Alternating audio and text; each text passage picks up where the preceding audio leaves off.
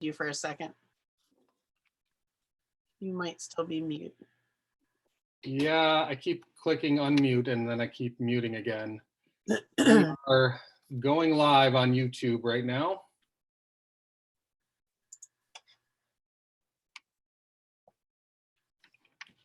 There's a 10-second delay, so it'll be up in just a second.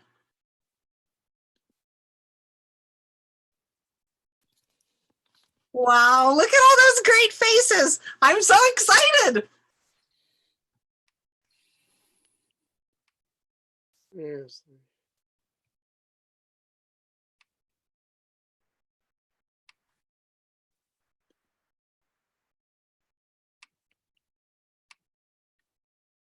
All right, can you hear me and can you see the Welcome to Stream Academy stream?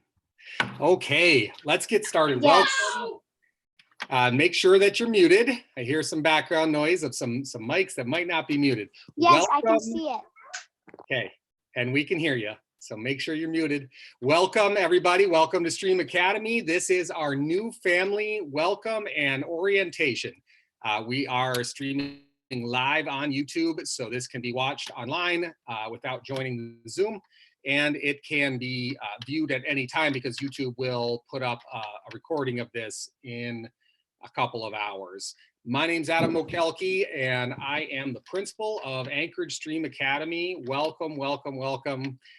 We have 59 new students right now that have accepted seats and been confirmed and are ready to join the Stream Academy family.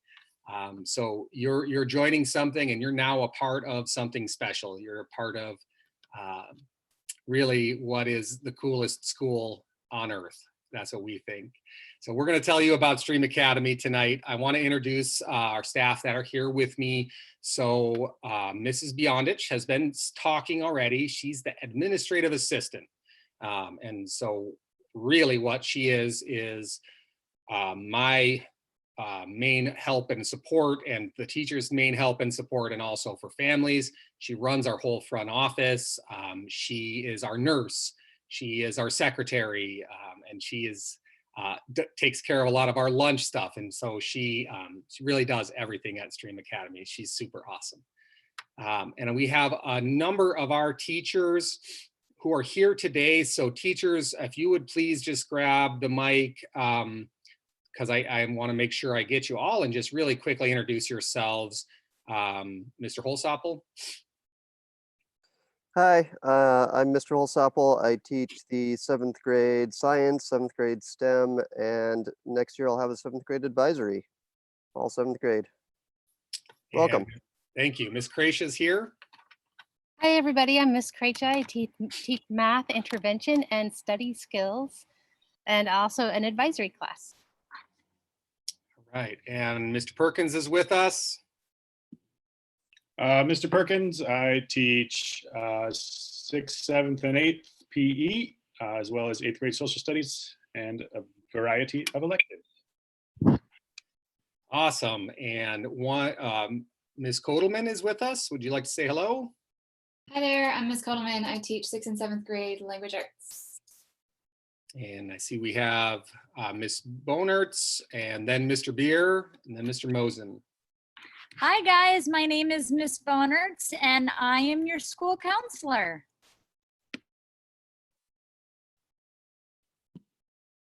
Hello everybody, Mr. Beer here. I go by Mr. B.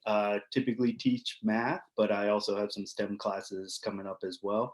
And I'll have a 6th grade advisory next year. So hopefully I'll see a bunch of you in my advisory next year. Hey, welcome. This is Mr. Mosen, also known as Coach Mosen. I teach 6th, 7th, and 8th grade PE.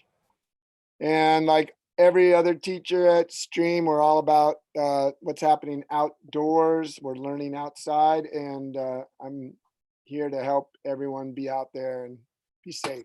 So, and I coach cross-country running and cross-country skiing. Awesome. And my name is Ms. Goodman, and I am so excited to meet all of you. I teach 8th grade science and 8th grade STEM, and I teach music to everybody. And I'm really excited to have a 6th grade advisory next year. So that'll be some of you guys.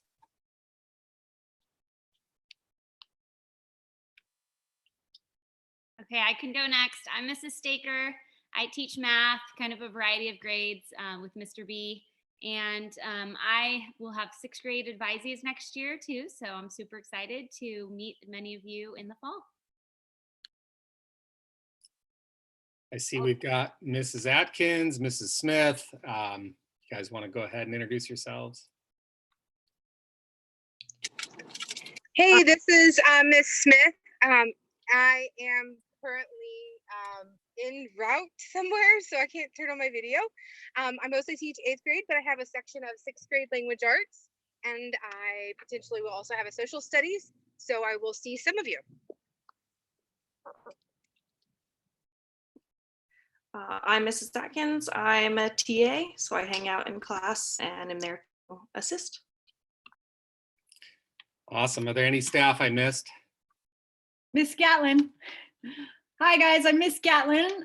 Welcome to Stream. I have an interesting job. I get to help I work very closely with the teachers to help them plan projects, and then our treks, which are our big outdoor field experiences that we go on with our school and with your grades and your classes.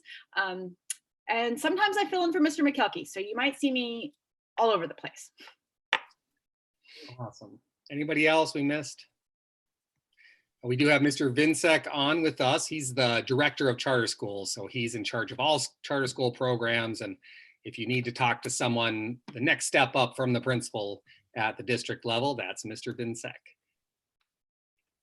All right, so we'll get started. Thank you, everyone. Just a couple quick reminders. Please keep your mics muted. If you have questions or anything that you want to add in, use the chat box. Mrs. Beyondich and our other staff will monitor the chat box. They'll make sure that they read me your questions and we get to those. And let's have a really polite, respectful, safe, and awesome time together. Okay, so our agenda tonight, we want to tell you more about our school. We want to make sure that you know what we're all about, and you have a good overview of Stream Academy. Mrs. Kotelman is going to talk about assessment and grading at Stream Academy because it's different than a lot of places. We do grading in a different way, and she'll go over all that.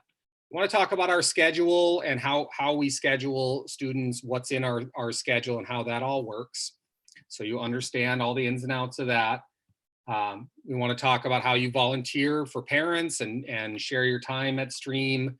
Mr. Mosen and maybe some help from Mr. Perkins. They're going to talk about sports and activities and athletics that we have at Stream Academy. Probably a few other things in there. I know Miss Bonertz is going to talk as our counselor about what our counseling program and support looks like.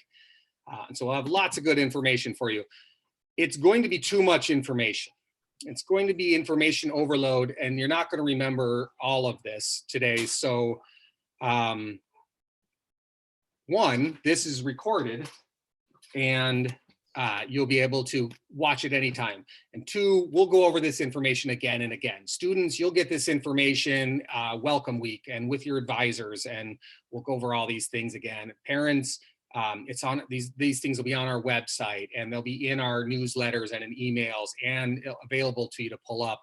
You can also just call or email us anytime, and we get back to you, and we don't mind repeating this information. So don't expect to get it all tonight. We really mean tonight to be broad strokes, an overview. So I want to start off just by talking about our school and what we're all about.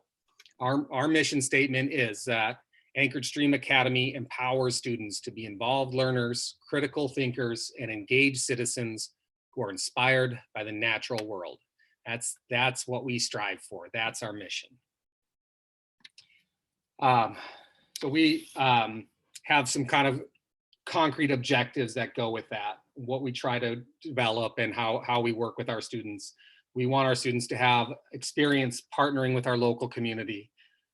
We strive to build a strong foundation of career readiness, that you're able to go out and engage in the world and become productive citizens. that you understand the strengths and the limitations of technology. So we talk about being a technology-based school and a STEM school, and yet we use technology a lot, yet we also have some real clear parameters around technology use to kind of help do that safely and in the right way. It's really important to us that students realize that learning continues outside of the classroom. We learn outside every day. We learn in very hands-on ways. We learn in really different than traditional classroom ways. And so we're setting you up for how the world works when it comes to learning and engaging.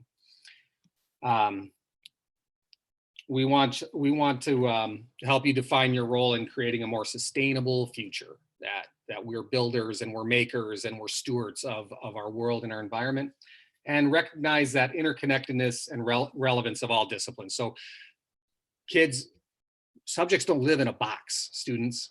Math doesn't live in a little box by itself. And so that's not really how we want to teach science and math. We want to teach you and engage you in a way that you understand subjects blend together. We use science in conjunction with language arts, with research and reading, and that math goes hand in hand with social studies when you're doing research on population growth and cities and environments. Subjects are connected, and that's the way we're going to teach them to you.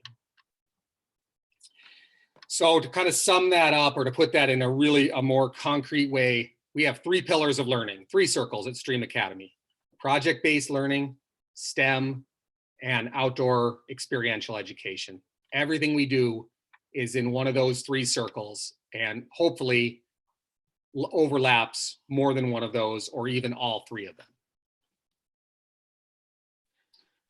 And so the first thing, and really sort of the main thing, what we call the driver of what we do at Stream, is project-based learning. And I have been talking a lot already because I do that. I'm going to stop talking. I'm going to turn it over to Miss Gatlin. Miss Gatlin coordinates project-based learning for our staff and our teachers, and leads that for us. And she's going to talk to you about what project-based learning is and what that looks like at Stream. So welcome, and go ahead, Miss Gatlin. Thank you. So project-based learning is a big part, like Mr. McKelkey said, of our culture at Stream. And we do that in many ways, actually. It begins in the classroom, where teachers create a challenging problem or a question, and they're using real world applications for this, where kids can ask questions and have voice and choice over their different, the ways that they exhibit how they learn and ways in which they will learn. And there's always critique and revision built in, as well as reflection. So I know that was a lot of words, but so besides just actually doing projects, we also create a culture where the projects can grow and flourish. Wednesdays are a little bit of a different schedule than the rest of the days of the week, and this is for grade level project time. So on Wednesdays, students come to school and they are with their grade level project, and they're not going to their individual courses on Wednesdays. So Wednesdays are a little bit different, and they're geared towards project time. Another real critical piece of project-based learning is a public product. So what that means is when students are building or creating something, that there is a way for them to exhibit this to the public. So it's not just a report you turn into your teacher, the teacher reads. It's more of a showing what you've learned to the community. So we do that twice a year with our student showcases. And throughout the year, there's other times where we showcase what we've done. But the student showcases are at the end of each semester. And this is a way that we exhibit the public products. Besides having projects and having a culture in the classroom, our teachers also engage in professional development, and we have been since the beginning of our school. So we do that in multiple ways. Teachers get together and they learn about best practices in project-based learning, and we've brought in consultants over the years. So project-based learning is something that is alive and growing at Stream, and we hope that this will engage you in your learning in a way that maybe you haven't before. Adam, do you want to click to the next slide and I can talk about outdoor? Yeah, so another really critical aspect of our mission is our outdoor experiential education. We believe that we should be outside learning every day. So this involves many different ways that we get outside. As a student, you'll probably get outside maybe 5 or 6 times a day, depending on the day.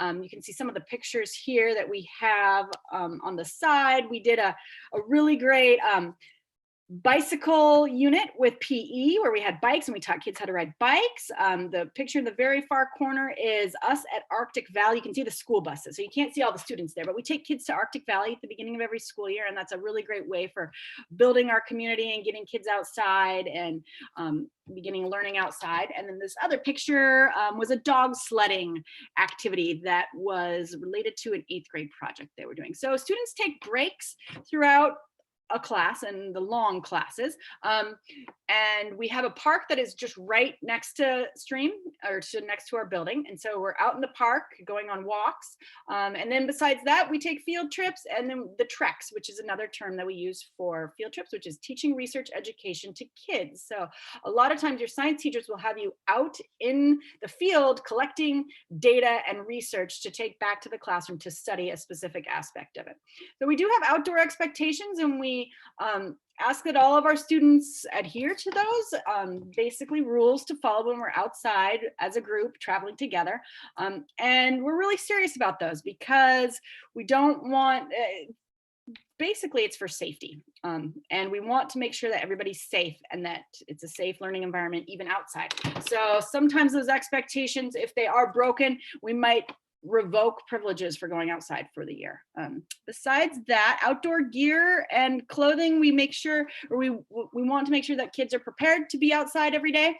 So we ask that kids come prepared, and if you need help being prepared, we also have lots of things that we can help you with. So if, for instance, you needed hiking boots, we have a bunch of hiking boots that we could help and support you with. So outdoor experiential education is really, really fun. And it's one of our favorite parts, I think, of being at Stream as a teacher and as a kid.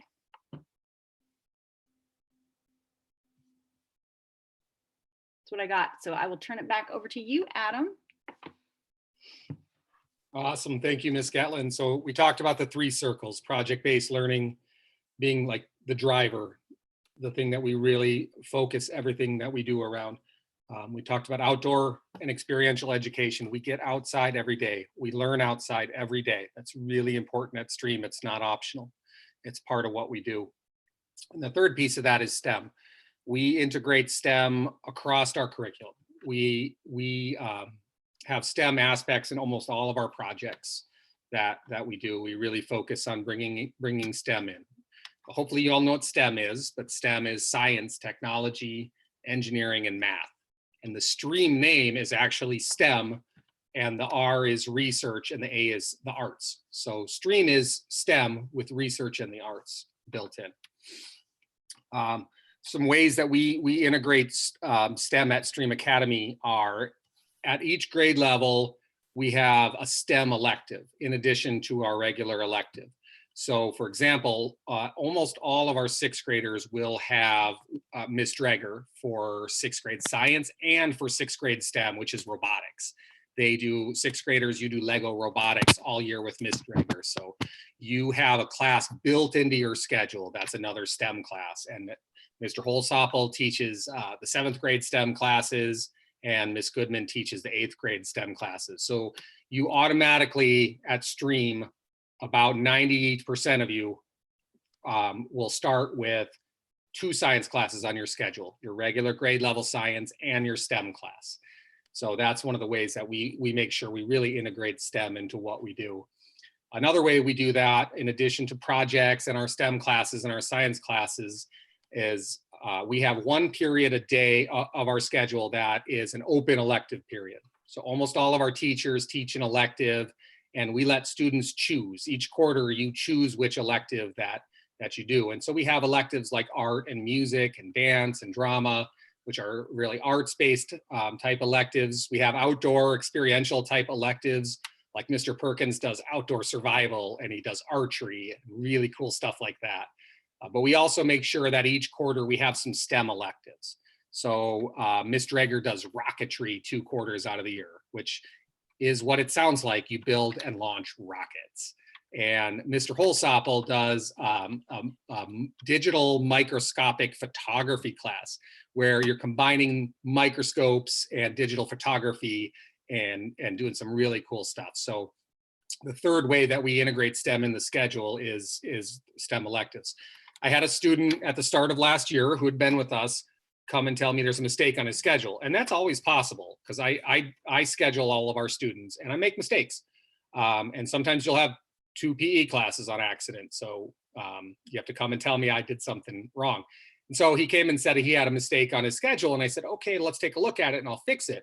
And he said, the mistake is I have 3 science classes. And I looked, and he had his 7th grade science class, and he had his 7th grade STEM class, and he had chosen an elective that was a STEM science type elective. And I said, it's not a mistake. When you go to Stream Academy, you can have 3 science classes on your schedule.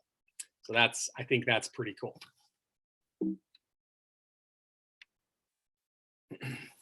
So we're going to sort of shift gears from talking about our school's curriculum and STEM and projects and outdoor ed, and we're going to talk a little bit about our school culture.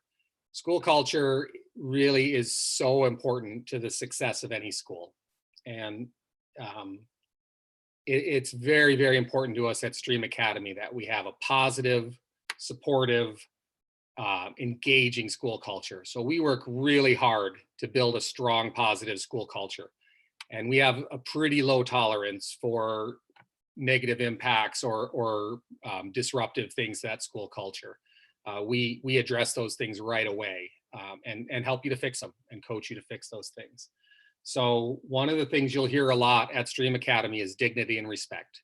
That we treat everyone who walks through our doors with dignity and respect. That means teachers treat each other and staff treat each other with dignity and respect. That means your staff will always treat you with dignity and respect. I'll always treat you with dignity and respect. That means that students treat their teachers with dignity and respect, and they treat one another that way. If someone's not showing dignity and respect to a person in our community, Ms. Bonertz and I address that with them. Not in a punitive or an angry way, but in a supportive way. We'll sit down and we'll coach you and walk you through how to repair that relationship and to work together to treat the other people in our school with dignity and respect. We do a restorative process, and we help you to figure that out if you're struggling with that. Ms. Bonertz is going to talk more in a little bit, and she'll talk about restorative practices. So parents, our first philosophy with behavior and discipline is restorative. It's restorative over punitive. Do we have punitive measures? Absolutely. There are things that if you do them at a school that you have to have a punitive consequence for, and there's not really a choice there. And those are things like fighting and hitting, doing real harm to others or to property, serious things that might involve, bringing our friendly APD officer in to talk with us. And those are things, quite honestly, that happen very, very, very rarely at Stream, and those result in suspensions. But I would say 90% of the time when there is an issue with behavior or discipline, that we use a restorative approach. And so we're going to ask you, what happened? And how are we going to repair the harm? How are you going to repair the relationship and help you to be a successful member of our community? How are we going to fix this? And parents, there are times where it's sort of in a gray area between restorative and punitive, and I have a choice. And when I have a choice, here's what I'll almost always do. I'll offer you the choice, and I'll say, here's what happened. I can do a 1 to 3 day suspension for this, or you guys can talk and you can agree to repair the harm and make this right, and I'll help you with that. And about 99% of the time, parents choose the restore option. We work really hard on having very clear expectations. So students, we have a student handbook that Ms. Kotelman and Ms. Dreger worked really hard to develop. It's a very good student handbook. We have really clear expectations for our classes, our activities, our walks, our field trips. And we try to share those in a way that nobody ever has a question on how you're expected to behave and conduct yourself. And then the last piece is having a positive school culture really means building a community. And we are a community. We're a big family. There are going to be 150 or 160 kids at Stream. That's it. You're going to have classes of 20 students, sometimes 15 students, and a couple of our classes are smaller classes for really targeted things or support have 10 students.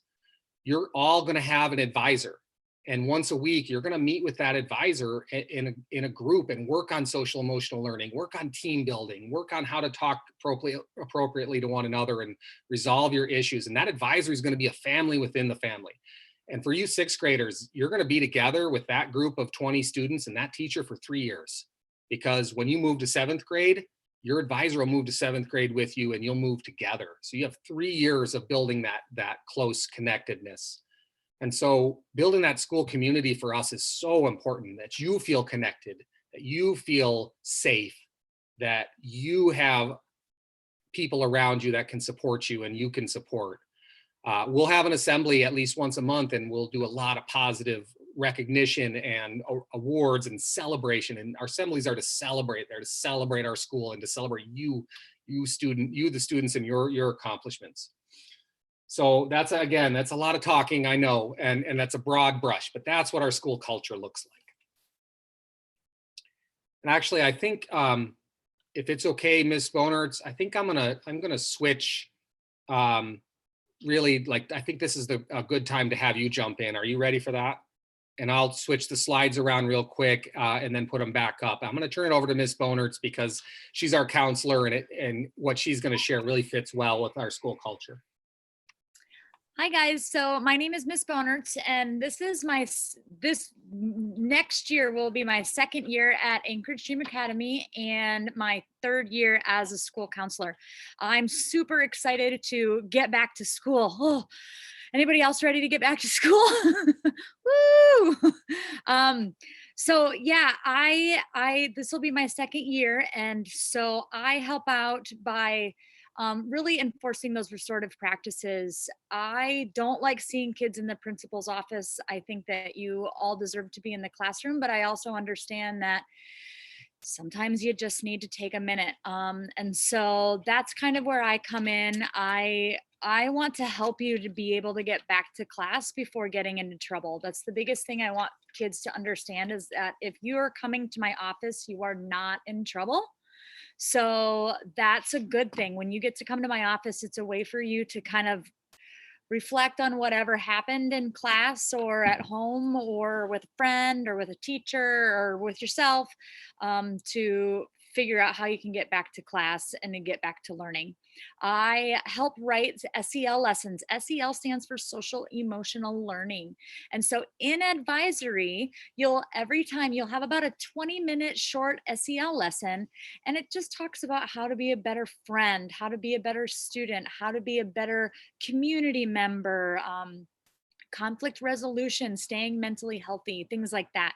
And then in your advisory classes, you will have circle time after your SEL lesson to really discuss the topic and to get everybody's views and opinions. And that's just a really great way to build community, to be heard and not judged by others, to really feel like you can make an impact. I also do individual counseling. Students are always welcome to come and talk to me about whatever. Like I said, sometimes you're just having a bad day and you just need to take a minute. And so I'm always that person that I'm there to let you vent if you need to.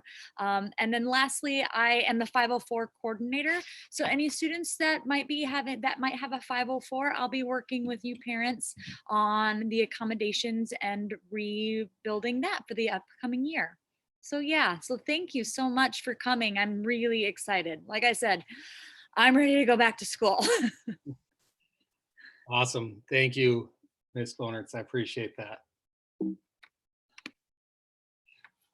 Quick word about technology at Stream Academy. Technology is really important to us. We use it a lot. All of our teachers use Google Classroom, and we were really thankful for that when we went into school closure, because we were ready.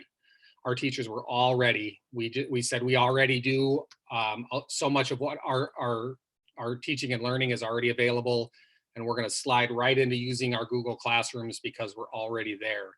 So you'll have Google Classroom with your teachers for each of your classes. We have a one-to-one Chromebooks. So we have enough Chromebooks so that every student in our school can have a Chromebook. And so we provide those to anyone who needs them, during the school day. We also have iPads, a lot of iPads that we're trying to figure out how to use more, and other devices. You can bring your own device. Really, a Chromebook or a laptop works best. The iPads aren't always the best device to bring, but if that's what you've got, that's okay. And we encourage students because it works well. Those who bring their own device, we encourage that. So you're welcome to, but this is one of my most commonly asked questions. Do I have to bring my own device? Do I have to provide my own device? You don't have to. We'll put a Chromebook in every child's hand from Stream as needed. Can I bring my own device? Yes, if you understand that we expect you to follow the exact same rules that everyone else is following on devices. So sometimes I get you can't take that, that's mine, or I can do this on it because it's mine. And the answer to that is no, that's actually not how that works. So if you're on your own device and it's not working out, then you don't have the right to have your own device anymore. And I'm not going to keep it, but your mom or dad might have to come and pick it up from me. So our policy with devices, whether it's personal or our Chromebooks, is off and away during the day. Off and away during the day. So what that means is, unless you're doing something on a Chromebook or device and the teacher specifically says this is the time where you're working on your Chromebooks, then those devices are turned off and they're put away. That goes for cell phones, definitely. What we learned is it's really hard to stay off your cell phone if you're allowed to have it out and be able to check it and look at it. So the easiest thing to do is a little self-denial. It's just keep it turned off and keep it put away and not take it out. And so parents, we will, if cell phones are out, we'll have them take them and have them, they go to Mrs. Bonertz in the office and she gives them back at the end of the day. And she keeps a little log and tracks it. And once that's happened 3 times, then parents, this is the part you're really going to want to hear, because I'm a parent and this is the part that I really would want to hear because it's an inconvenience to me. If we have to take it 3 times, then the parent has to come in and get it. And students, I know as a dad that I do not want to have to go into the school after school when I'm picking you up and go get your iPhone, and that there will be consequences at home for that. Probably losing that iPhone. So off and away during the day. And Mrs. Bonertz wanted me to put in a plug. Please, if you don't use the ASD app, use the ASD app, because we send out information on that app. It's really slick and there's a little picture of it there. And if you are on the ASD app, you need to pick Stream and sign up for Stream Academy. And it's another quick, easy way to get updates and alerts and stuff. So do that. All right. We want to talk a little bit about communication. Parents, one of our #1 goals every year as a school, our staff, myself, is communication. We feel like we communicate really well, and we also feel like we always need to get better. So we're always trying to get better at communicating with you. It's so important to keep students and parents informed and keep you in the loop. And so we wanted to talk about some of the ways we communicate and the efforts that we make. And Mrs. Bonertz, do you want to jump in and talk about some of these? Sure. So I'm Mrs. Bonertz. I'm the AA at Stream. We communicate with parents in a variety of ways so that hopefully you will be able to follow one of those. Rapids Report is a blog that the principal puts out once a week. Sometimes you get a special edition blog come out. He will always email that to you, and it's available in several places on our website, which brings us to the next part, which is the Stream website. We take great pride in our Stream website. Our website is maintained vigilantly. The information that you need to be a successful parent is on that website. And if you can't find it, call me and I'll put it in a different place so that people can, so that it's findable. Emails, we frequently will send you an email as a form of communication. We also use the ASD mobile app, and occasionally we'll send automated voice messages. Another excellent tool for communication is your Q Parent Connect. That's not a very proactive, that's more of a reactive tool, but we encourage you to use that as well so that you can monitor your students' activity in their classroom when we get back to normal life. We also use social media. We use Facebook, Instagram, and Twitter. So if you use any of those forms of social media, make sure that you follow or like us so that you can get updates from us. Sometimes we also send home paper forms, but we're trying really hard not to do paper forms, but occasionally you're going to get one. So as a parent, I know that I had to go through backpacks. So you might have to say when your kiddo gets home, did you bring me anything? And so we encourage you to keep that conversation going as well. Thank you, Mr. McKelkey.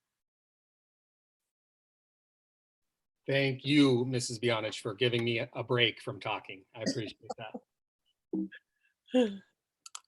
All right, the next thing that we have is we're going to talk about how assessment, how you're graded, how we grade work at Stream Academy. And for that, I'm going to turn it over to Ms. Kotelman.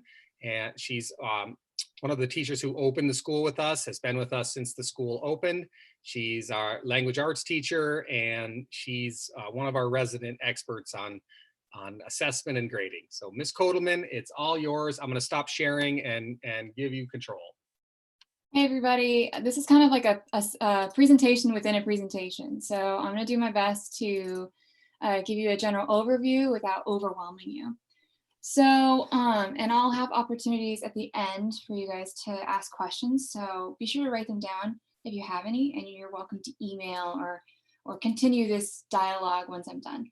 So this is kind of an overview for parents. It's really actually quite exciting how many students are here too. So I'll try to generalize for both groups. So I'm really glad to see so many people here. So when the founders were creating the school, they were asking a bunch of questions like, why do we assess?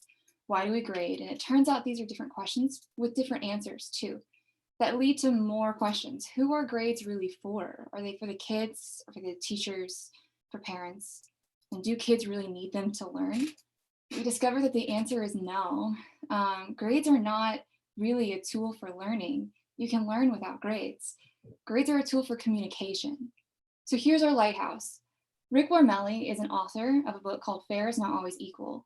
And he talked a lot about how to create balance and equity within grading practices. And I love this quote: a grade should not be compensation, but communication. We're not trying to compensate a student for behaving appropriately. We're trying to communicate what they know and can do. So in order to achieve this, we have many different practices that parents and students have to become familiar with. And there's a bit of a learning curve. And so students, we're going to be teaching you how to do this as you do school. It'll be really easy. Lots of students adapt to it really well. Sometimes parents struggle a little bit because it's very different from what they experienced in school. So you'll see that we have weighted assessment types. We have opportunities to submit late or redo work. And we also have a different grading scale than many of us are used to. So we do this because learning can be hard and teaching can be hard. And quickly communicating student learning and understanding parents is doubly difficult. So working together, we can make this easier. That's the intention. This is meant to be easier on us. This is meant to be a tool to communicate. And it's also meant to not let a child's behavior get in the way of his or her learning. We want grades to reflect academic ability, not how well they behave. So with that in mind, here are the things that we don't really do. We don't really do extra credit. We don't do participation grades, and we don't really do group grades. And we do this because if we want grades to reflect what they know and can do, then we don't really need to provide extra credit. And the behavior is already implied within a grade as well. If they're not behaving appropriately or staying organized, then they're probably already having difficulty getting work done, and we don't want to double penalize children for struggling. So here's what we actually do. We have two types of grades in our grade book. So on the ASD app, you see that you have access to Q, Parent Connect, and in our grade book, we have formative, practice, or PAW, all the same thing. They will be named PAWs in our grade book. We also have mastery assessments, or MAWs. And so homework and things like that are practice. Like appropriate class behavior, like I said before, doesn't really belong in the grade book, it's implied. And then where do projects go? It depends on what part of the project. So formative assessments are practice. This is where the learning takes place. It's a chance for you to get feedback, and it's a chance for teachers to get feedback too. When I give a practice assessment, say it's a writing assignment, we're learning how to summarize, they get a chance to try summarizing, try the steps, and then I see, are they ready for their mastery? Are they ready for a test? And if they're not, then I need to keep teaching. I need to keep trying. Summative assessments are the things that sum up learning. And I ask the question if it has to be a test, and the answer is it doesn't. I teach writing 5-paragraph essays, and I will frequently have a thesis statement or an outline be a mastery assessment, because that's going to show me, do they know how to organize? And it's focused on a specific standard or skill. Have they mastered it? Have they learned it? That way it's really clear what students can know and can do. And these are weighted categories. 80% of a student's final grade is a mastery assessment, is the collection of mastery assessments that they've done throughout the quarter. 20% of their overall grade is practice assessments that they've done throughout the quarter. And so the reason this is because, say you are a student who's a super genius at math, right? And you don't do any of the homework assignments, but you take the test and you get 100%, you do perfect on the test. Should that student get an A in the class? We believe yes. We believe if they've mastered the content, they deserve an A in the class. However, that's definitely going to be a basis for us to determine if they need to be challenged a little bit more.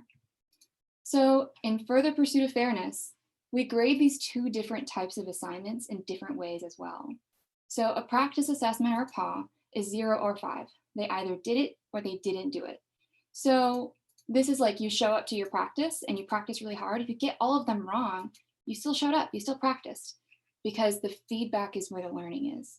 If a student does 5 problems on their math homework and gets them all wrong, but they showed their work and they really tried, and the math teacher is able to provide them with feedback, that's going to be able to help them learn and grow and be ready for the mastery, where there's a 0 to 5 grade based on what level they've achieved. And I'll get to our grading scale in a little bit.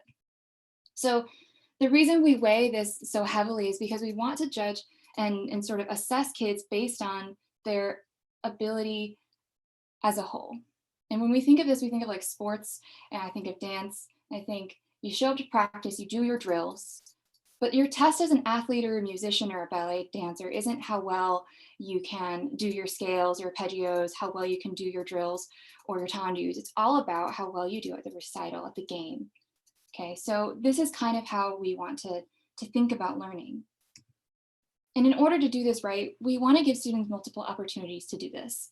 So if they completely miss out on a learning opportunity for whatever reason, we believe they should be able to redo it, because life often offers opportunities in real life for us to try things again. This doesn't mean it's without consequence. Kids do have to reflect, and kids do realize that sometimes maybe putting something off was not the best way to handle it. And so hopefully this all becomes a learning opportunity. And this is at teacher discretion. So if a student does really poorly on a mastery assessment and they walk up to me and they're like, Ms. Kodelman, I really want to redo this, I'm not going to say no. And I'm not going to penalize them in the gradebook for wanting to try again. And so moving on, our grading scale is another thing that's one of the best parts about our grading practices. Everything in our gradebook is 5 points, and it uses this scale. So a mastery assessment is always going to be worth 5 points. So kids don't have to think about, okay, what is a 95% out of 100 mean? Or what is 19 out of 20? We think in this term of 5 to 0, and 5 and 4 being the A, and the words and numbers are the most important part. The letters just carry over. So mastery and strong means they know the material, they get it, they understand it and are independent, and they can transfer the skill. Developing means they may have some misconceptions or some confusion. Emerging means that they might have multiple misconceptions or may have multiple errors.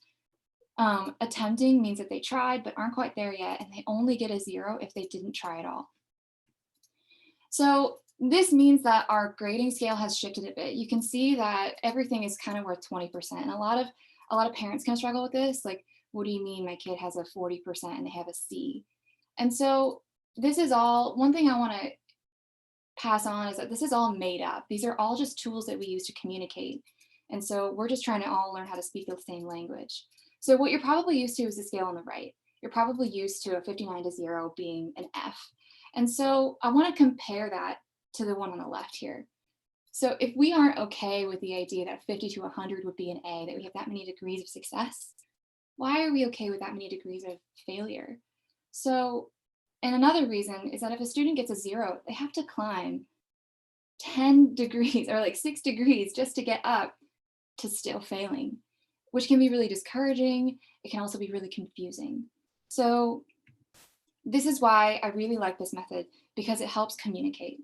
I can ask a student to reflect on their learning based on this scale. For example, 7th grade, we work on argumentative essays, and they have to structure a 5-paragraph essay with parallel design and a thesis statement, and it's pretty advanced. And I ask a student, how are you doing with this? Where do you think you fall on the scale? And we've agreed on criteria, what a good outline is. And they say, I think I'm a 3 because I have a great thesis statement. Everything is mostly parallel design, but I don't have good topic sentences. So they can look at the criteria and they can really start to self-evaluate where they're at. So here are my quick tips. Here are the main takeaways. Ignore the percentages. If you see percentages in the gradebook, don't look at them. Look at the numbers. If anything is less than a 4, it's unmastered material. And so that's for the masteries. They need to try again. If a student's overall grade is suffering, look at their MAWs, and teachers label them very clearly with parentheses at the end of the assignments with a PAR MAW, and help them to get their materials to redo those. Help them learn how to communicate with their teachers to ask. And no need to ask for extra credit. Look at their planner sheets. These are tools that we use every day in class for them to write down their daily activities. And then bother us. It's a dream for me to think that a parent would email me and say, hey, my student is working on writing a clear thesis statement. Can you help them understand the feedback? And then we're focused on these skills, and please bother us and ask us to be clear. So I hope that helps a little bit. I hope it's not too much information overload. It can be a little bit daunting at first because we're all learning how to speak the same language, but I am happy to help. And when it comes time to questions, I will be happy to answer any grading questions. All right, thank you, Ms. Kotelman. That's a great overview of how grading works at Stream Academy. And it's something that parents and students, it takes a little bit to wrap your head around. And so we will share this with you again. We'll go over this with you as many times as you need it.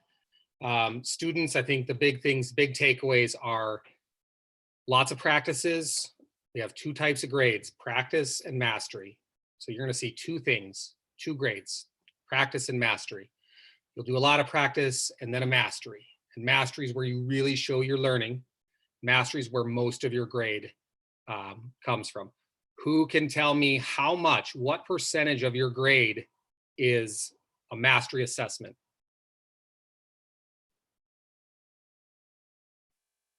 Just go ahead and unmute and tell me if you can tell me. What percent of the grade is mastery assessments? 80%. Yes. Yes. I don't know who that was, but good job. Yes. 80%. Good job, Avery. Good job. 80% of your grade is based on the mastery assessments. So sometimes Miss Bonertz or I will have students come to us and say, I'm not doing well in this class. I'm really stressed out and I don't know what to do. I'm missing 6 practice assignments and I got to get all these done. And then I'm missing 1 mastery. And usually that's towards the end of a quarter. And we'll say, whoa, whoa, whoa, practice is really important. But if you're trying to make up a grade and bring up a grade, do you want to do the 6 things that are only worth 20%? Or do you want to make sure you do that thing that's goes into the 80% of your grade? So it's really important to get that distinction. Ms. Kotelman and really all of our teachers are there to explain this to you and help you with it and support you with it. So, like I said at the beginning, broad strokes, introducing you to some of these ideas. Don't expect to get it all now. We'll come back to it. I'm going to share my screen again. And we're going to transition from assessment and grading to talking about the schedule and how our schedule works at Stream Academy, okay? And I promise you there's not a whole lot left. We're going to talk about a couple more things and then do questions and be done. Feel free to get up. Normally at Stream Academy, you wouldn't sit much longer than this.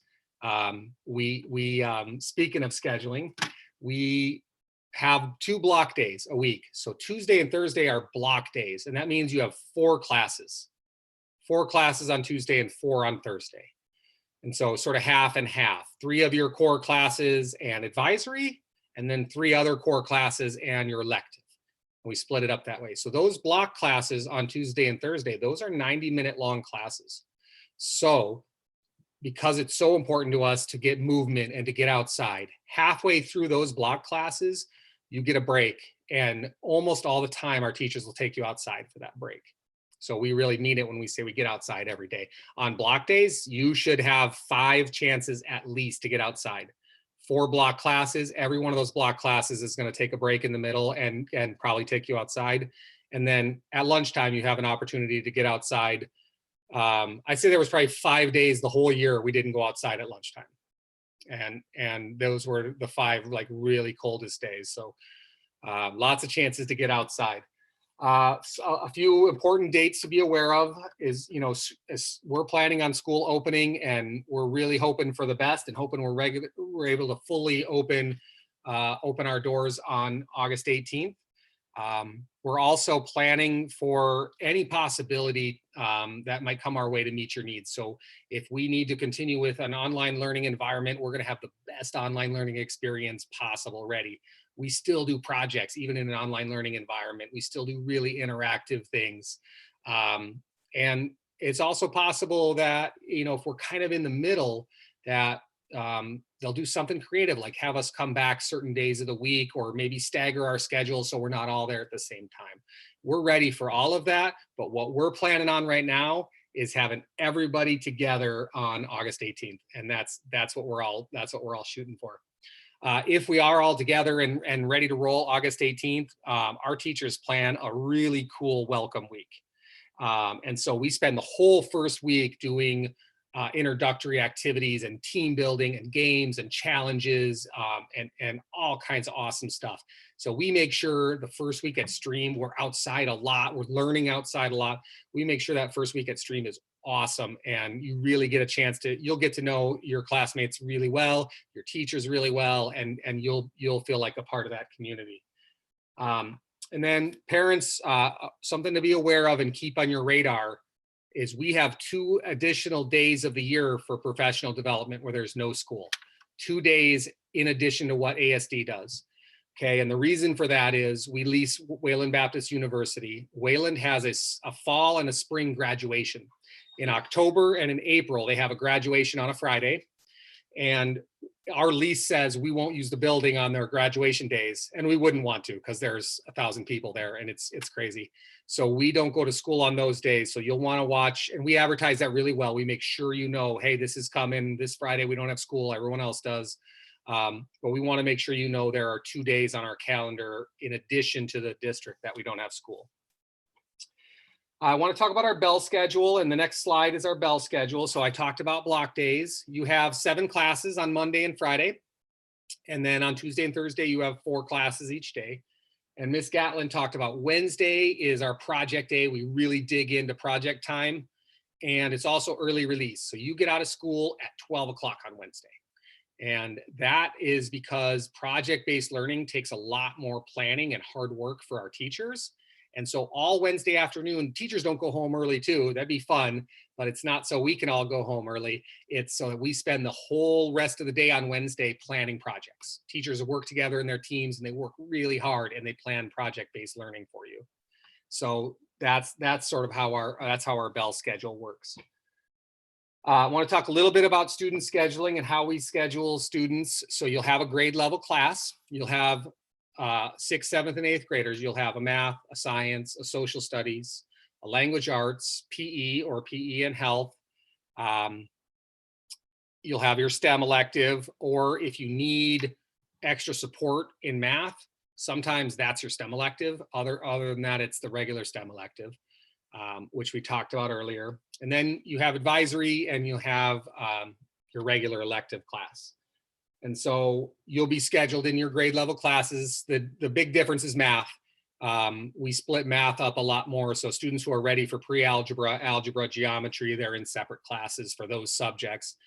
So we have math 6, math 7, pre-algebra for 8th grade. And then we do separate classes for pre-algebra, algebra, geometry, and also for math support and extra math help. And so I think we kind of talked about our schedule. This is what that block schedule looks like. So you can see Monday and Friday, we have periods 1 through 6, and then your elective. Block day Tuesday, period 1, 2, 3, an elective. Thursday, period 4, 5, 6, and your advisory. And I think this year we're actually going to switch the 6 and the 7. I think we're going to do advisory on Tuesday's block day and then elective on Thursdays. And then you can see on Wednesday, we have lunch at 11:30 and we early release at 12 o'clock. This is available on our website, and we can, parents, you can email me. I can send you a copy of this easily. So I had some questions already about electives. So every quarter, some of our electives change. We really, our electives are really driven by teachers and students. What I mean by that is the two drivers, the two ways that we make decisions on elective are, what do our teachers want to do? We hired teachers who are multi-talented, I mean that, and they're passionate about what they do. So when I hire a math teacher, I'm looking for a math teacher who can also do some other cool things. And so like when I hired Ms. Kotelman, I knew that not only could she teach language arts, but she loved dance and she could teach dance, and she's an incredible artist and she could teach art. Mr. Perkins teaches social studies and he teaches PE, but he also could teach archery and outdoor survival. And so we have teachers that are so multi-talented. So the first driver is, what are our teachers passionate about? What do they want to do? Okay, and so they tell me, I want to do electives and this and this and this because I love those things and I'm passionate about them. And I say, yeah. And then the second driver sort of develops over time, and it's, what are our students passionate about and what do they want? Every year, student body is different. Every year, something emerges that our students really want. And every time that happens, we make that happen. And so we went from having no art class for a couple quarters to all of a sudden, there was such a demand for art that I asked 2 of our teachers to do art at the same time. One quarter, we had 2 art classes, 2 separate art electives, because there was just a high student demand for art. So really, we do what teachers are passionate about, and we also meet student requests, student demand. And when we hit this point where lots of students are asking for a class, then we make that class happen. So what we're looking at for first quarter, you'll get a survey and you'll be able to select your top choices. And then Mrs. Beyondish and I will start to plug you in to your electives. So we're offering 4 arts-based classes first quarter. Music class, art with Miss Gable, journalism class with Mrs. Smith, and Miss Kotelman's trying out a new class this quarter. It's going to be called service learning, but it really has a leadership focus. She's really going to focus on service and leadership and building up our student leaders. It'll be really cool. Miss Goodman's music class, generally students stay in that more than 1 quarter. You don't have to. We really encourage it. You should probably look at that as a semester or even a year-long elective, because to really master an instrument with Miss Goodman, you need more time. Our experiential type classes, first quarter, we'll have outdoor survival. It's one of, hands down, the most popular electives we've ever done since the start of the school. Mr. Perkins is the coolest teacher on earth, and outdoor survival is one of the coolest things in the world. You put that together and you've got a really popular elective. Mr. Perkins also, as I said, he'll do archery a couple points in the year, and that's also really, really, really popular. It's a good reason, sidebar, to be a really good student and really show exemplary responsibility and character, especially in the outdoors, especially when we're off campus, because archery is one of those classes we give Mr. Perkins a lot of say in who gets in. We'll have 40, 50, 60 students ask for archery and he'll take, 15. And so he's allowed to really be selective, and you're holding a weapon in your hands. You're firing a deadly weapon indoors. And so I give him a lot of say in who gets into archery, and he bases that on how you've performed during the year.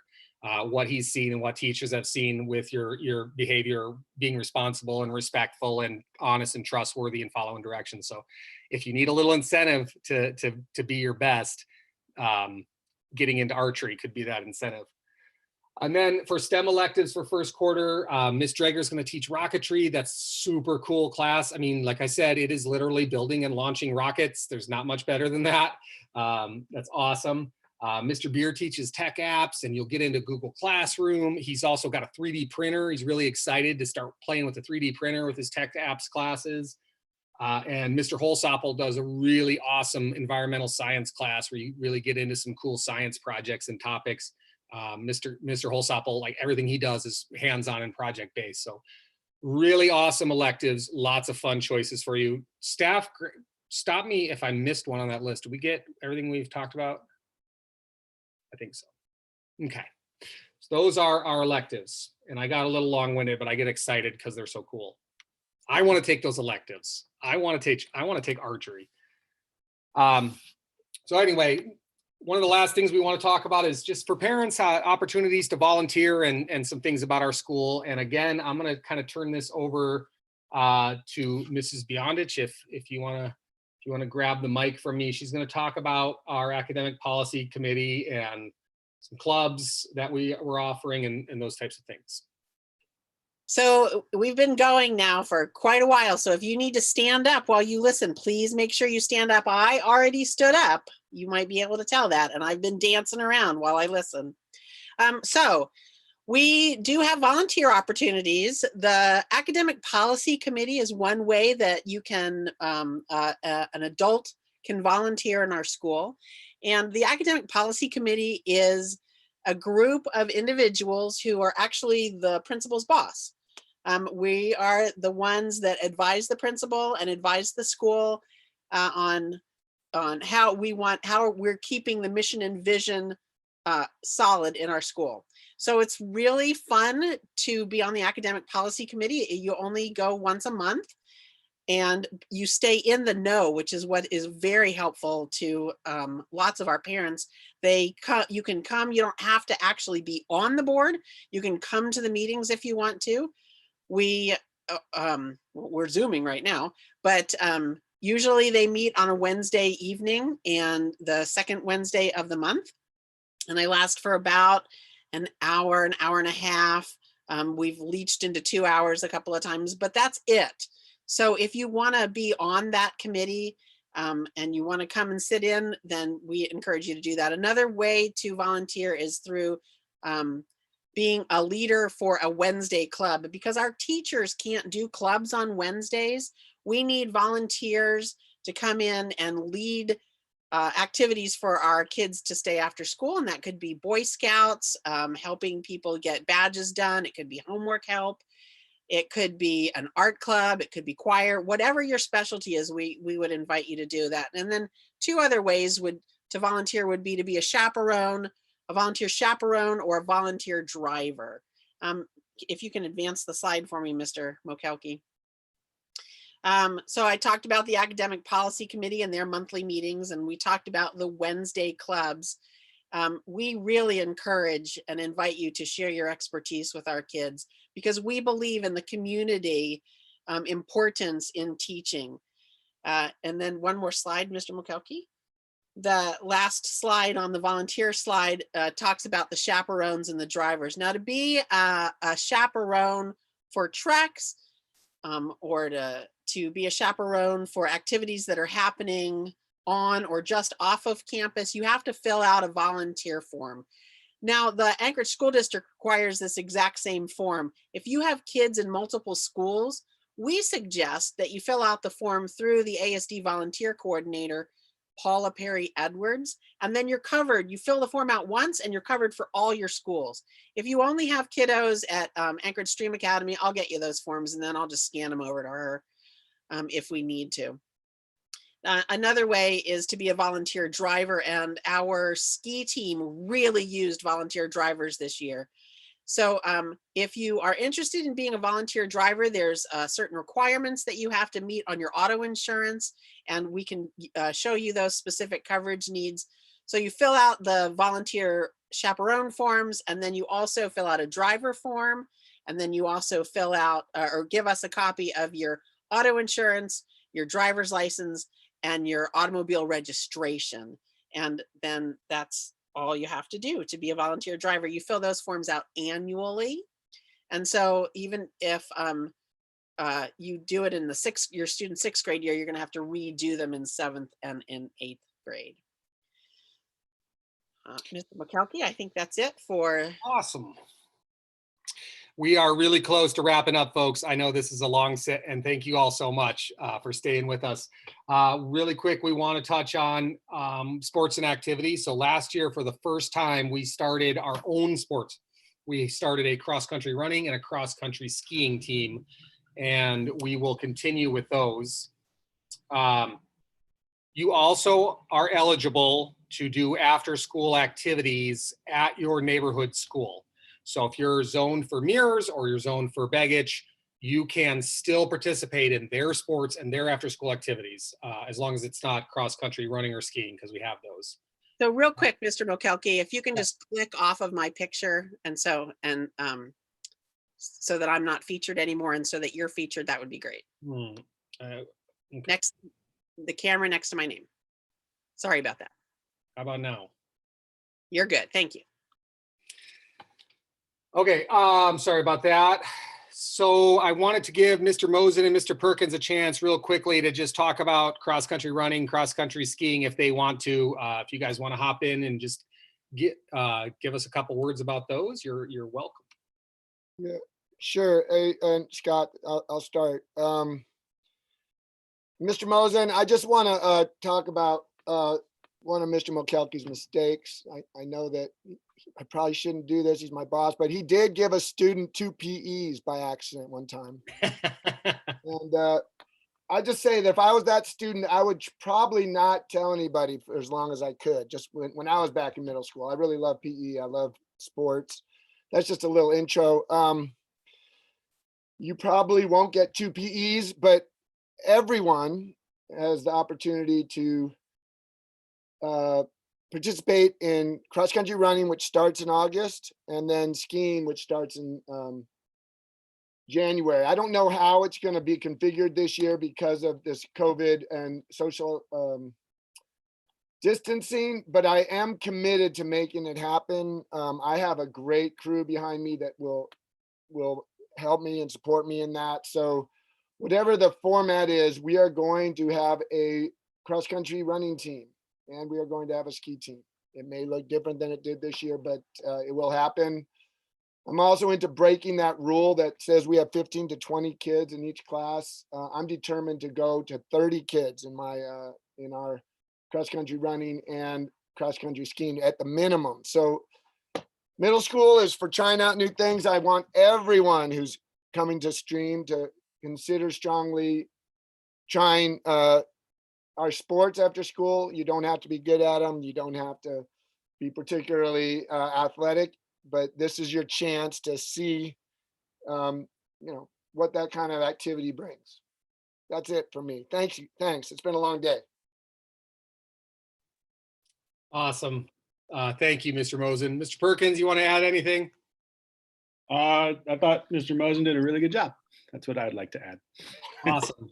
Just that those two coaches are great to work with, and they make our sports really fun, and we really appreciate them.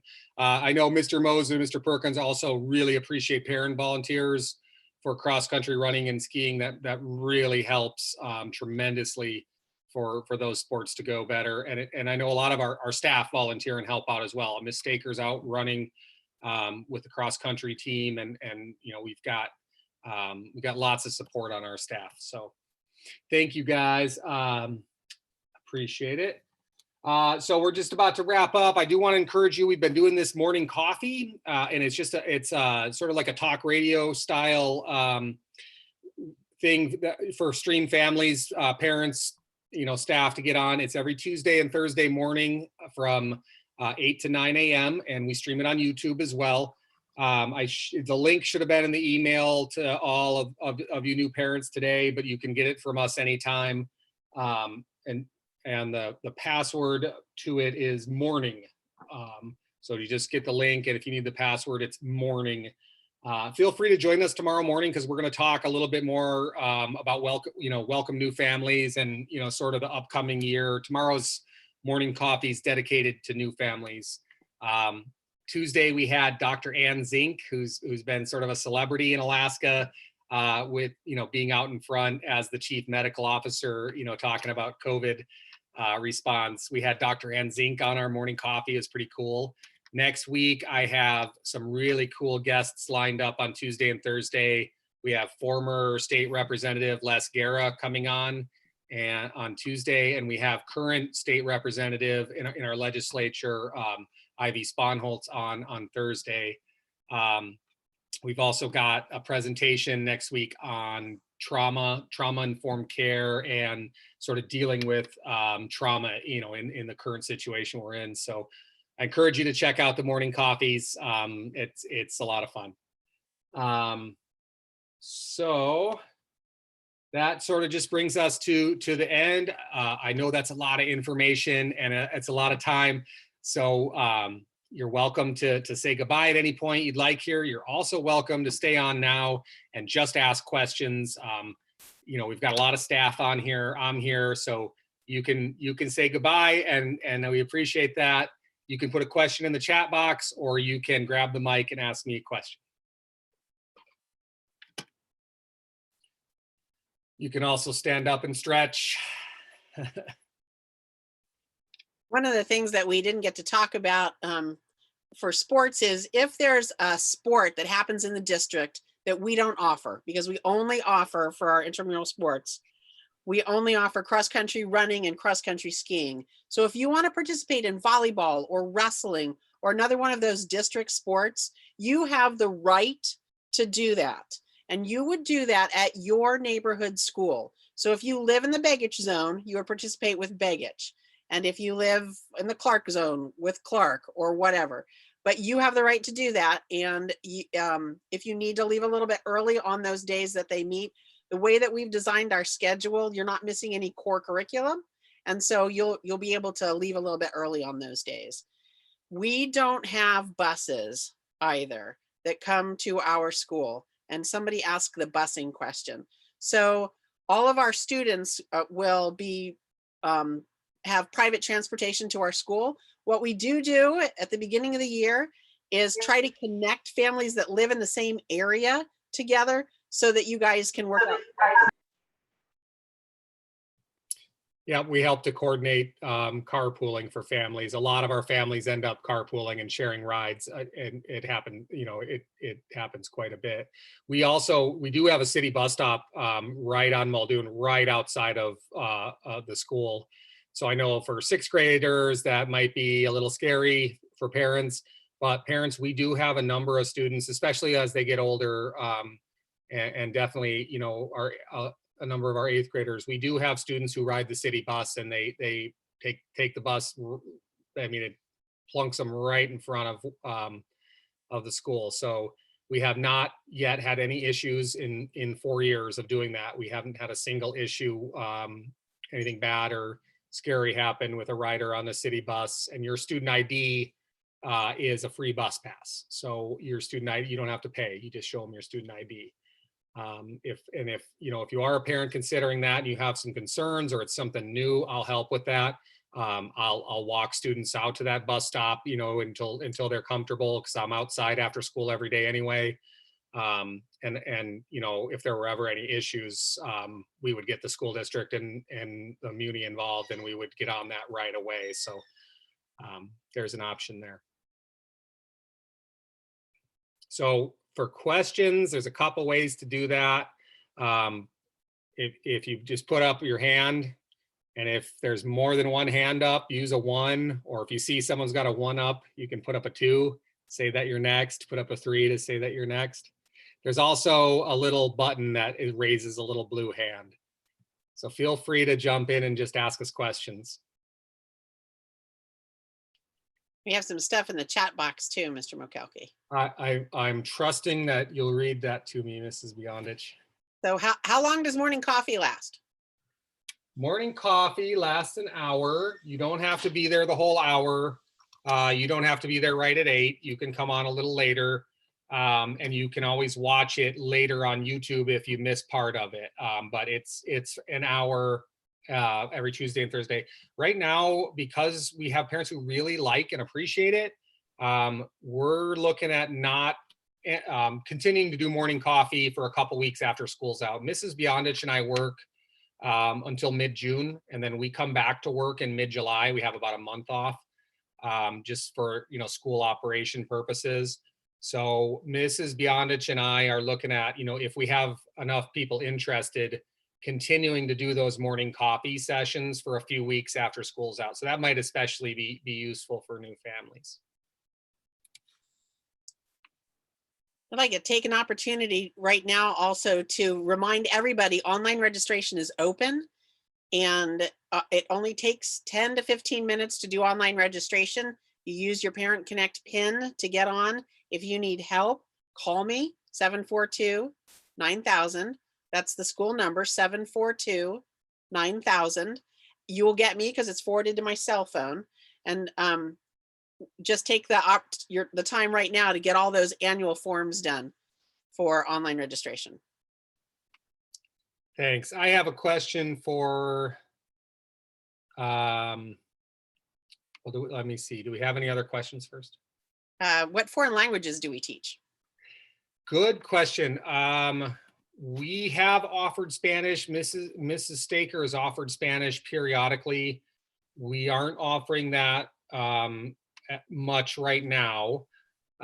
If there's a high demand, that's something that we would take to Miss Staker and say, would you consider doing a Spanish class? She's done that. She's our math 6th and 7th grade on other things. Miss Staker primarily does math, but she can do Spanish.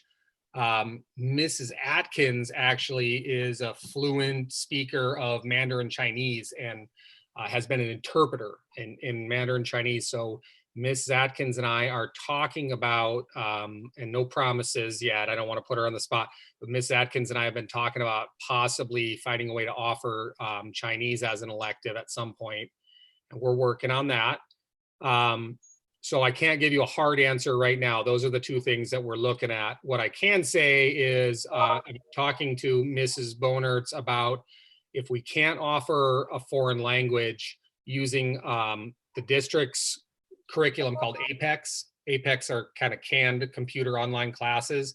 We can potentially do a foreign language on APEX. And so we would just sort of set up a lab type of a class, probably during elective, to where you could take any language you wanted on APEX. So that's something that we're looking at adding in the future.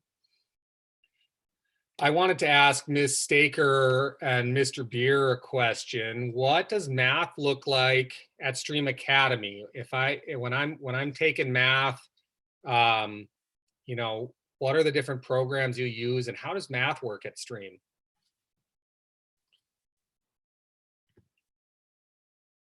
It's super scary for students. No, I'm just kidding. I'm just joking. What we try to really focus on working in curriculum into projects and really relating that to real life as much as possible, rather than just sit and get in our classrooms. We also have the aid of Alex, ALEKS, that we've been working on incorporating into our math classes as well, which has really helped us out with this distance learning whenever we started all that up. But just like Mr. McKelkey had said, both Ms. Staker and myself use Google Classroom to keep track of all of our assignments. We're learning a lot on how to use that a lot more efficiently. So a lot of the things that I have implemented in my class, we did a project on filling out a tax form.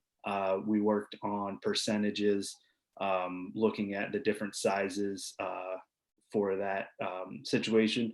And then I also talked about, whenever we talked about rates, I would implement a project that deals with speeding tickets. and how much they cost per hour. So we talk about how much time you save over a certain amount of distance and things like that, and whether it's worthwhile to do that. So we're getting better and better with the project stuff in the math classroom, and really leaning away from just me talking to the students, writing things on the board, and then copying it in their notebook. So it's really becoming a lot more engaging. All right, thank you, Mr. B. Ms. Staker, did you want to add like what kind of programs and things you do in math? Sure. Sorry, I'm I'm baking here. I've taught middle school math before at another school, so I know, kind of the standards, and we just kind of, I would say, find creative ways to meet them, if that makes sense. Just, by doing, like Mr. B was saying, like real world activities and hands-on stuff, so that it's fun. We want math to be fun, so don't be scared. All right, thank you guys. Do we have any questions from parents or students right now? Cody asked a very in-depth question about after-school sports, and I'm going to email him, and Mr. Mosen put his email link up there, so you can email him as well. But Cody, I'm getting ready to send your family an email. All right. Miss Kotelman, and Mrs. Smith, what does language arts look like at Stream Academy? Oh, it's so fun. It's the best. I'm a super nerd about reading and writing because that's just who I am as a person. So, and well, you'll expect to do a lot of reading and writing. So, but in a way that feels good. So for instance, I start my class with 10 minutes of reading for fun. Students get to choose their books. They get 10 minutes of what I call sacred reading. It's sacred time that I don't interrupt or I don't change, just for them to decompress and come to class. We talk about the books we read. We do a lot of fun writing activities. We do argumentative assignments that are real world. I did an assignment with some 7th graders a couple of years ago when there was a proposal from the school board to change school start times. They got a chance to write letters to the school board vice president at the time and about their opinions regarding changing school start times. And I really enjoy talking with students about writing and about reading and helping them grow and helping them, learn to love writing and all of that stuff, and maybe not love it, but maybe hate it a little less. I'm okay with that too. So I'm excited to see all of you in class. Hi, I'm Emily Smith. I teach the intervention language arts classes. So those are the struggling readers and writers who are below grade level. And I bring them up to proficiency through data-driven, explicit instruction that is targeted. And it's a lot of fun. And then I also teach the 8th grade language arts, and we go crazy and we do project-based learning and we do cross-curricular project-based learning. So we do projects with crossover to social studies and science and math, and it's amazing. And we do wayfinding and lots of stuff with constellations. It's awesome. That's great. Thank you, Mrs. Smith. My biggest problem with Mrs. Smith is she teaches herself out of a job, and then I have to figure out what to do with her.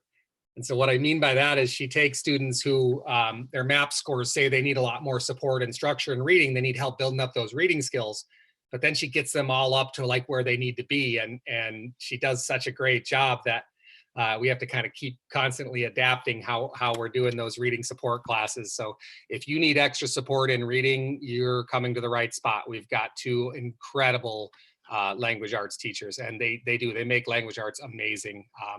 The kind of projects they do are things I really wish I could have done. Miss Goodman, you had your hand up. Did you want to share with us? Yeah, I noticed in the chat there was a couple questions about the music elective. So if it's okay with you, I just wanted to answer those questions. The music elective is super fun. We actually, because we have a small school and we don't have a place to store a lot of instruments, we are not doing orchestra at this time, but we are doing a folk music band class. So we're welcoming complete beginners to any level. It's a class that we can have all sorts of levels, have fun in, and we're welcoming mandolin, violin, viola, cello, and guitar, and ukuleles in that class. It's ideal if you have your own instrument. We do have a few loaner instruments, but we don't have a lot. But it's ideal if you can bring your own. And then students bring songs, we play songs, we learn a lot of fun songs together and how to play music together. Students that have already been playing music for a few years, we do some more advanced stuff with them, like learning improvisations and taking leads and things like that. So kids have a lot of fun. Ms. Goodman, would it be okay to ask you about your personal experience with music and bands and why you've got some expertise in what playing in a band looks like? Sure. Well, there's a couple things. I actually run a family music camp, which is we don't know if it's going to happen yet this summer because of the COVID, but I am part of a band and I'm part of a family band. We perform all around the state. We do a lot of gigs, and there's nothing more fun than playing together as a family. And as a matter of fact, if you play guitar or something like that, you'd be welcome to come join us and play with us. I welcome parents to come. But I've been playing music my entire life, and I play all of those, most of those instruments that I mentioned. So I'm really have fun showing students how to have fun on those instruments. Thank you. If you've been to music festivals and different shows and events, you may have seen, tell me the name of the band again. We are the All Good Family Band because my last name is Goodman and my husband's last name is All Right. So we are all good. The All Good Family Band. If you get a chance, that's Miss Goodman's side gig. I want to remind parents and students, if anytime that you're ready to be done, it's okay to drop off. Just wanted to keep a little bit of chat going. Mr. Holsopple. Wait, Miss Goodman, can you speak to place to storing instruments? Sorry, there was a question in the chat about storing instruments. Yeah, that is always going to be a work in progress. I'm able to store most of those instruments in my class, and that we've had 2 cellos and a couple guitars and a few violins stored in my class. But if we had that's why I don't offer the bass. No place to store a stand-up bass right now. Maybe in the future. Thank you. Mr. Holsopple, can you tell us what, and Miss Goodman's also our science teacher, but we just put her on the spot. Mr. Holsopple, can you tell us what science and STEM looks like at Stream? I can speak to the 7th grade science. I'm not as familiar with the 6th or 8th, but 7th grade science involves a lot of projects and a lot of discussion, a lot of contemporary topics. There's a t-shirt coloring where we do internal organs, and I have all the kids compete in the Human Anatomy Olympics, and they have to wear their Human Anatomy t-shirts, and they can point out where all their organs are and what they do. And so there's a lot of fun project kinds of things that I get excited about, but like Ms. Kotelman, I'm also a nerd about science, and I totally enjoy it. So I hope you guys do as well. Awesome, thank you. We're going to start to wrap up. Staff, thank you so much for flexing your time or making some extra time and being with us. You don't have to go, but teachers, I don't want to keep you any longer, so you're welcome to wave to us if you're ready to go. Bye, Ms. Kreisha. Thank you for being here. Parents, I want to give it just one last minute in case you have any burning questions or things that you want to ask or talk about before I sign off.